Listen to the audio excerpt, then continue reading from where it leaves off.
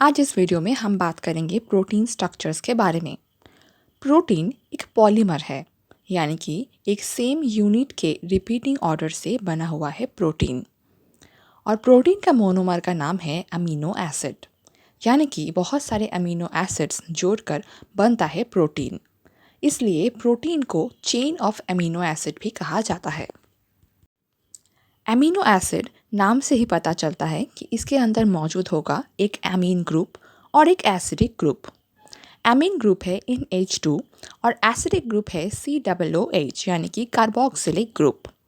यानी कि एक अमीनो एसिड मॉलिक्यूल के अंदर एक एमीन ग्रुप रहेगा, एक कार्बोक्सिलिक एसिड ग्रुप रहेगा और जो कार्बन का और दो हाथ होता है उसके एक हाथ में रहेगा एक हाइड्रोजन और दूसरे हाथ में रहेगा R यानी कि एल्काइल ग्रुप। ये एल्काइल ग्रुप कुछ भी हो सकता है। अमीनो एसिड जब सॉल्यूशन में रहता है तब यूजुअली इसका एक दूसरा आइसोमेरिक फॉर्म देखने को मिलता है। इस आइसोमेरिक फॉर्म में जो कार्बोक्सिलिक एसिड है उसमें से H+ रिलीज हो जाता है और बन जाता है COO- और NH2 रिसीव करता है एक H+ को और बनता है NH3+। ये जो आइसोमेरिक फॉर्म है अमीनो एसिड का, इस फॉर्म को कहा जाता है ज़्विटर आयन।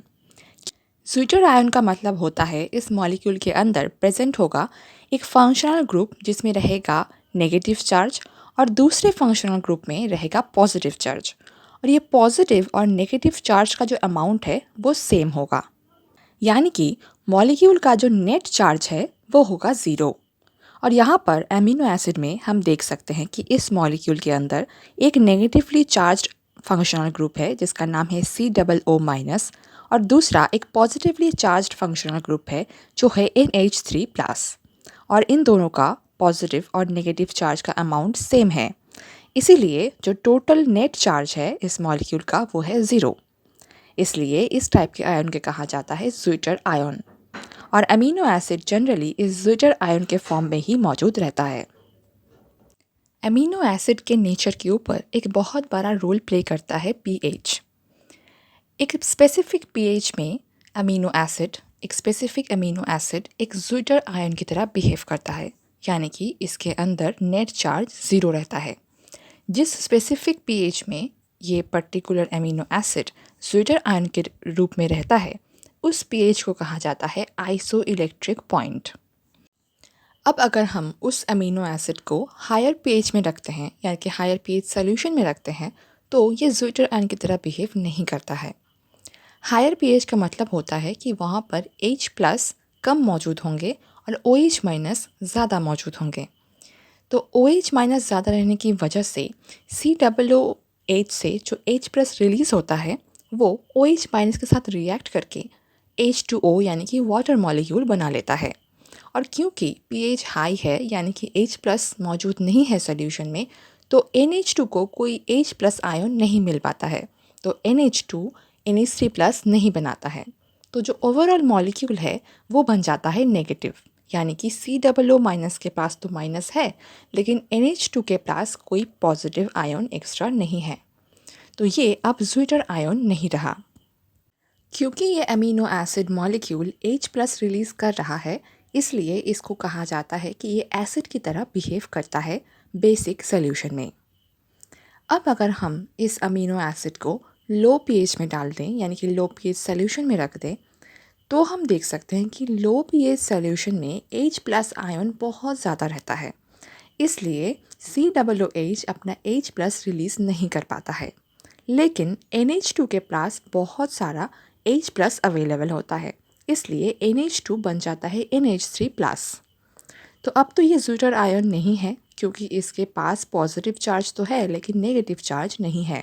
तो ये एसिडिक सॉल्यूशन में बेस की तरह बिहेव करता है, क्योंकि बेस उसे कहा जाता है जो H+ रिसीव कर सके और ये H+ रिसीव कर रहा है, इसलिए ये बेस की तरह बिहेव कर रहा है। अब अगर एक स्पेसिफिक अमीनो एसिड की बात करें, जैसे कि ग्लाइसिन का आइसोइलेक्ट्रिक पॉइंट यानी कि आइसोइलेक्ट्रिक pH होता है 6.082 यानी कि अराउंड 6। तो इस pH में ग्लाइसिन एक ज़्विटर आयन की तरह बिहेव करता है। अब अगर हम pH को बढ़ा दें या घटा दें सॉल्यूशन का, तो ये स्वीटर आयन नहीं रहेगा। हमारी बॉडी में जितने प्रोटीन्स हैं उनको बनाने के लिए करीबन 20 अमीनो एसिड्स लगते हैं, और ये अमीनो एसिड्स में जो डिफरेंस होता है वो होता है आर ग्रुप का, यानी कि एल्काइल ग्रुप का। अगर हम आर की जगह हाइड्रोजन लगा दें तो वो बन जाता है ग्लाइसिन। अगर CH3 लगा दें तो वो बन जाता है एलानाइन। ऐसे ही डिफरेंट आर ग्रुप की वजह से डिफरेंट डिफरेंट अमीनो एसिड्स बनते हैं। जो सारे अमीनो एसिड्स अभी हम ड्रॉ कर रहे हैं, ये हैं वो अमीनो एसिड्स जो इनके आइसोइलेक्ट्रिक पॉइंट में न्यूट्रल बिहेव करते हैं, यानी कि इनका नेट चार्ज 0 होता है। कुछ न्यूट्रल अमीनो एसिड्स में सल्फर पाया जाता है, और ऐसे सल्फर वाले न्यूट्रल अमीनो एसिड्स में है मिथियोनाइन एंड सिस्टीन। इन दोनों में सल्फर देखने को मिलता है। और कुछ न्यूट्रल अमीनो एसिड्स होते हैं जिनके अंदर हाइड्रोक्सी ग्रुप देखने को मिलता है, जिसमें से एक है सेरीन और दूसरा है थ्रियोनाइन। और कुछ ऐसे भी अमीनो एसिड्स होते हैं जो आइसोइलेक्ट्रिक पॉइंट में भी एसिडिक बिहेव करते हैं। ऐसा इसलिए क्योंकि उनके आर ग्रुप में प्रेजेंट रहता है एक्स्ट्रा एसिड ग्रुप। इनका एग्जाम्पल है एस्पर्टेट एंड ग्लूटामेट। और कुछ अमीनो एसिड्स होते हैं जो आइसोइलेक्ट्रिक पॉइंट में बेसिक बिहेव करते हैं। ऐसा इसलिए क्योंकि उनके आर ग्रुप में बेस प्रेजेंट रहता है, और इनका एग्जाम्पल है लाइसिन, आर्जिनिन, हिस्टिडीन, एस्पेराजीन और ग्लूटामीन। एक और टाइप का अमीनो एसिड होता है जिनके आर ग्रुप में प्रेजेंट रहता है बेंजीन रिंग, और ऐसे अमीनो एसिड्स को कहा जाता है एरोमेटिक अमीनो एसिड, जिनमें से एक बेसिक एरोमेटिक अमीनो एसिड है ट्रिप्टोफैन। और कुछ एरोमेटिक अमीनो एसिड्स ऐसे भी हैं जो न्यूट्रल हैं, यानी कि आइसोइलेक्ट्रिक पॉइंट में ये सब न्यूट्रल हैं। तो ऐसे एरोमेटिक अमीनो एसिड्स हैं फिनाइल एलानाइन और टायरोसिन। ये दोनों हैं न्यूट्रल एरोमेटिक अमीनो एसिड्स। ये तो गए सारे अमीनो एसिड्स जो हमारे बॉडी में प्रोटीन्स बनाते हैं। लेकिन प्रोटीन बनाने के लिए अमीनो एसिड्स को एक दूसरे के साथ जुड़ना पड़ता है। एक दूसरे के साथ जुड़कर ही वो अमीनो एसिड का चेन बनाता है, जिसे कहा जाता है प्रोटीन। तो ये चेन कैसे बनता है? तो दो अमीनो एसिड के बीच में एक बॉन्ड बनता है, जिस बॉन्ड का नाम है पेप्टाइड बॉन्ड। ये बॉन्ड बनता है एक अमीनो एसिड के COOH के साथ दूसरे अमीनो एसिड के NH2 ग्रुप के बीच में, जहाँ पर एक वाटर मॉलिक्यूल रिलीज हो जाता है, और एक बॉन्ड बनता है C के साथ N का, और इस बॉन्ड का नाम है peptide bond. Bonded amino acids के बीच में जिस अमीनो एसिड का N ग्रुप बॉन्डेड नहीं है उसे कहा जाता है N टर्मिनल, और दूसरे को कहा जाता है C terminal of that amino acid chain. अब ये अमीनो एसिड्स के बीच में जो बॉन्डिंग होता है ये दो तरीके से बन सकता है। एक हो सकता है राइबोसोमल प्रोटीन फॉर्मेशन के ज़रिए, और दूसरा होता है नॉन राइबोसोमल प्रोटीन फॉर्मेशन के ज़रिए। हमारे बॉडी में जो भी प्रोटीन्स बनते हैं वो बनते हैं राइबोसोमल प्रोटीन फॉर्मेशन के ज़रिए। ऐसा इसलिए क्योंकि राइबोसोमल प्रोटीन फॉर्मेशन में एक स्पेसिफिक कोड से प्रोटीन बनता है, तभी वो प्रोटीन जाके हमारे बॉडी में कोई स्पेसिफिक काम कर पाता है। तो प्रोटीन हमारी बॉडी कैसे बनाती है? प्रोटीन के लिए हमें पहले अमीनो एसिड्स चाहिए, जो हमें हमारे खाने से भी मिलते हैं और कुछ हमारे बॉडी में भी बनते हैं। तो सपोज़ हम ये एग खा रहे हैं। एग एक प्रोटीन है, प्रोटीन सोर्स है, जिसके अंदर बहुत सारे अमीनो एसिड चेन्स हैं। जब ये हमारे डाइजेस्टिव सिस्टम के थ्रू जाता है, तब पेप्सिन और ट्रिप्सिन ऐसे एंजाइम्स के ज़रिए ये जो बॉन्ड्स हैं, पेप्टाइड बॉन्ड्स हैं अमीनो एसिड्स के बीच में, वो टूट जाता है और इसे रिलीज़ कर देता है free amino acids. Free amino acids हमारी डाइजेस्टिव सिस्टम से ब्लड के थ्रू पहुंच जाता है हमारे पूरे बॉडी के सारे सेल्स के पास। तो अभी मैंने जो सेल ड्रॉ किया है इसके अंदर ऑलरेडी फ्री अमीनो एसिड्स आ चुके हैं। एक सेल के अंदर रहता है न्यूक्लियस, जिसके अंदर रहता है DNA, और DNA से ट्रांसक्रिप्शन से बनता है RNA, जिसके अंदर DNA का कोड फीडेड रहता है। अब ये RNA जो मैसेंजर RNA है, इसके अंदर कोड्स हैं, जिस कोड के ज़रिए डिसाइड होगा कि कौन कौन से अमीनो एसिड्स जुड़ेंगे और बनेंगे एक प्रोटीन। अब ये जो RNA है, mRNA, ये जाके बाइंड करता है राइबोसोम से।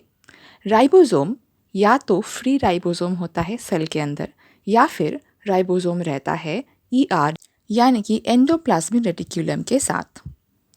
तो ये जो mRNA है वो जाके बाइंड करेगा राइबोसोम के साथ।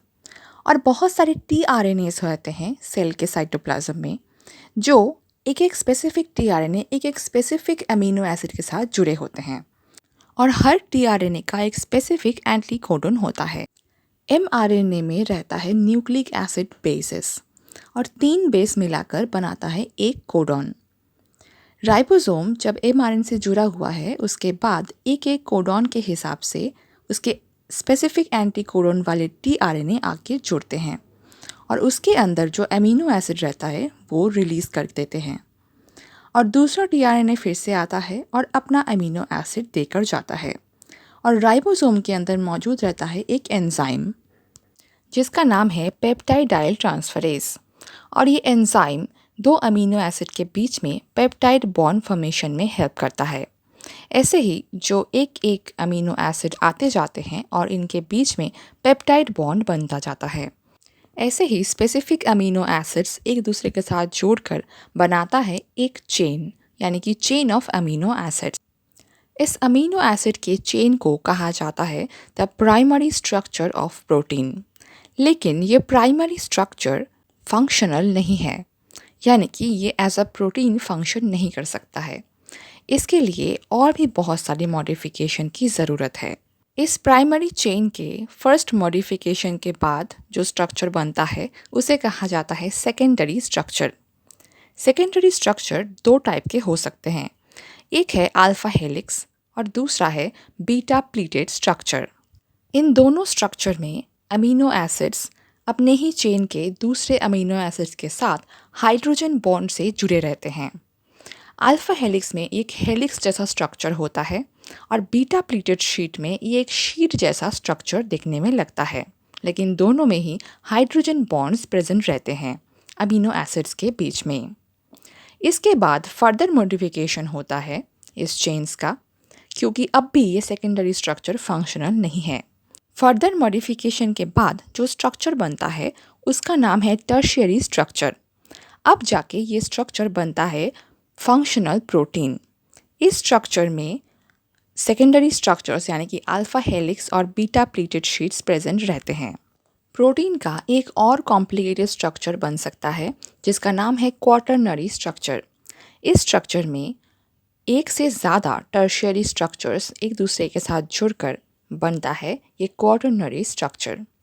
और इस स्ट्रक्चर का एक एग्जाम्पल हमें देखने में मिलता है हीमोग्लोबिन प्रोटीन के अंदर। हीमोग्लोबिन का जो प्रोटीन है वो क्वाटरनरी स्ट्रक्चर है। हमारे बॉडी में हर एक जगह पे हमें कोई ना कोई प्रोटीन स्ट्रक्चर देखने को मिल जाता है।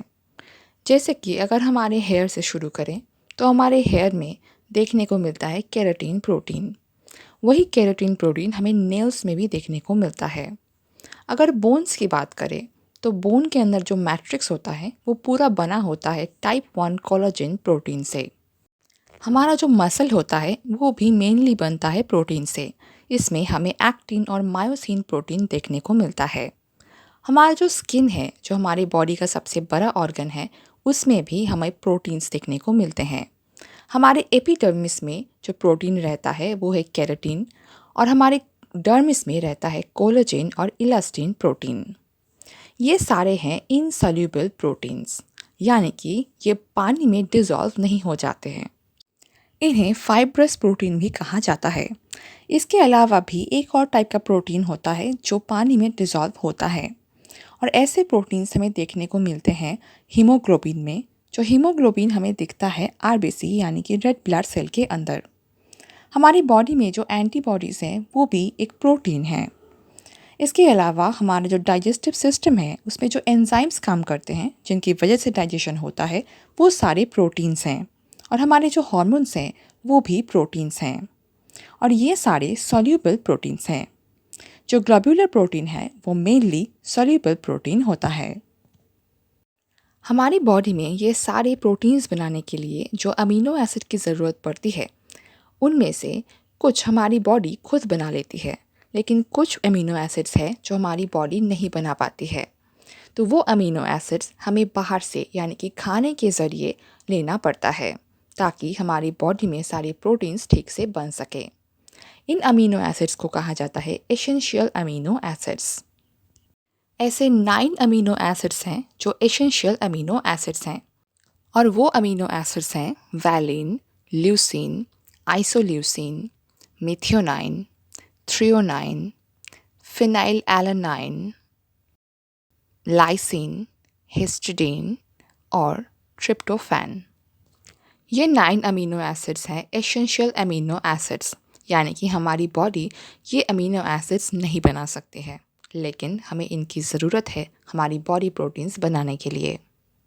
इन 9 एसेंशियल अमीनो एसिड्स में सिर्फ 3 अमीनो एसिड के अलावा बाकी सारे न्यूट्रल अमीनो एसिड्स हैं।